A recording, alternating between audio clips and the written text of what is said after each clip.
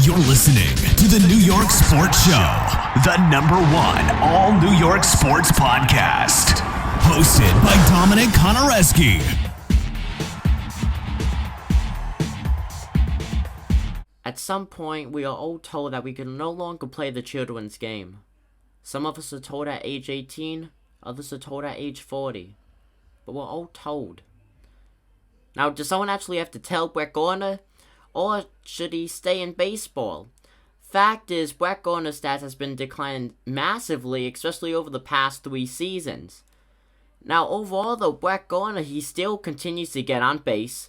Overall, a career .342 on base percentage. Most recently though, in 2021, only a .327 on base percentage. But the fact is though, even if he strikes out, Brett Gardner is a guy that builds up the pitch count for the opposition team's pitcher. And that's something that the New York Yankees have not really had in a play where you always see force pitch swing in, strike 1, strike 2, strike 3, you're out. We don't really see a lot of balls handed to New York Yankees players. Now, at the end of the 2021 season, we did see some players overall build up the pitch counts and battle.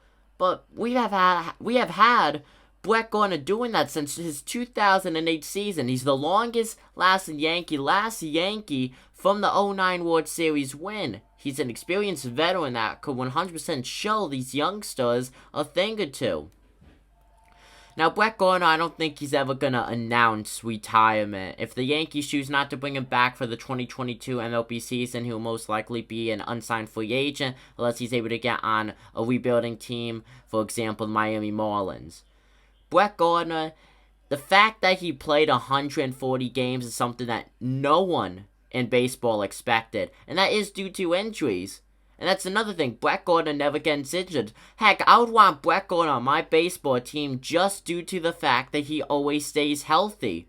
The last time he played below 100 games, if you don't count in that short and 60-game coronavirus season that we saw in 2020, last time he played under 100 games was back in 2012 where he played 16. And then before that, 2008, his rookie year, he played 42. This is a guy who has constantly played 140 plus games every single season. And that could be a reason to why his stats have been declining. He's just getting worn out.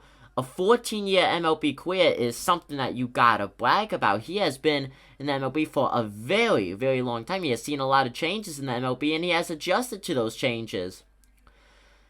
What Brett Gardner needs the Yankees to do is, frankly, let him resign him first of all, and let him stay as a bench player. I don't think that they would have Brett Gardner start, but overall, have him teach the young players coming up from the minors, such as Estevan Florial. Brett Gardner could be a huge mentor for them. And yeah, you could say, oh, let him come on as a coach. I really, really cannot picture Brett Gardner retiring to become a coach this early on in his life. I think this is a guy that wants to play till he's 40 plus, like we kind of saw with Bartolo Colon, still grinding out there, getting shutouts in unaffiliated MLB leagues. But Brett Gardner still has it. You want a guy that could be in the lineup every single day and that could build up the other team's pitch counts? Heck, get Brett Gardner on your team. I do think the Yankees should sign Brett Gardner, and heck, they could re-sign him for so cheap.